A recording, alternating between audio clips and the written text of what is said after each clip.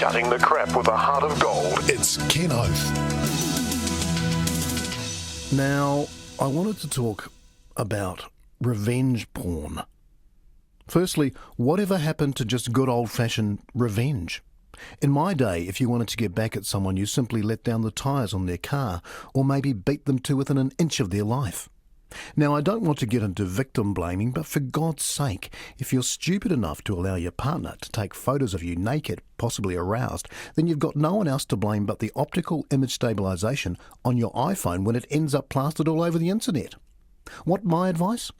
If you get off on this kind of sick fun, it may pay to remember a sage bit of Old Testament advice. An eye for an eye. That's what I told my granddaughter recently.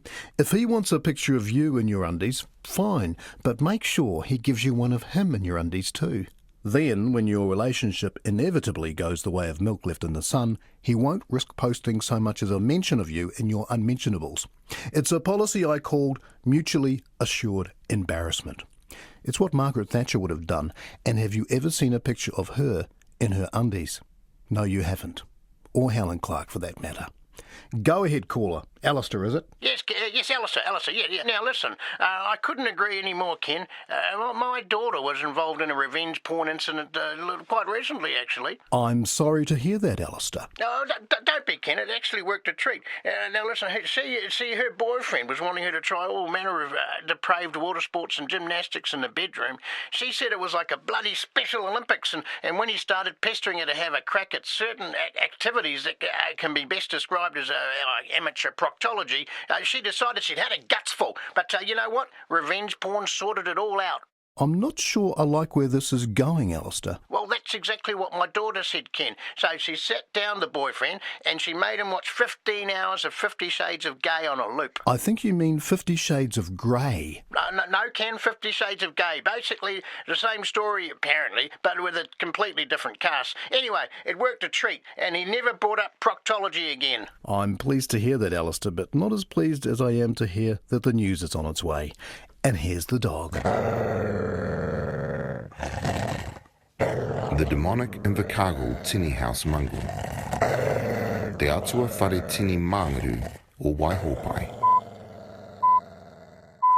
NZR News with Virginia Rakalsevich.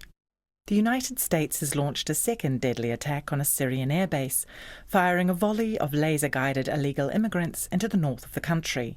The USS Tupac fired 59 Bad Hombre missiles at the Al Khadem airbase. President Trump has warned there could be more strikes and has not ruled out deploying his stockpile of Muslim tourists caught up in his travel ban. Back home now, in Kaikohe has become the first town to receive extra police as part of the government's new election year rollout, codenamed Massive Carrot. Kaikohe Mayor Hone Carter said he was pleased his town was now getting 24-hour policing, but was disappointed to discover 28 of the 29 new police were actually police canines. Drave de Santos reports. The animals were released at midnight on Tuesday, and within hours the marauding Alsatians had cleared the streets of errant youth. An uneasy calm has fallen over the centre. Once described as a ghost town, Kaikohe now feels like a Mad Max-style urban safari. The only way to enter the town is in a vehicle with the windows up. The mayor says while that's inconvenient, a lucrative safari business could be just the economic boost that Kaikohe needs. Look, it's not going to be an easy adjustment. The shops have had to stay closed, but ironically we've actually, had more people visiting than ever.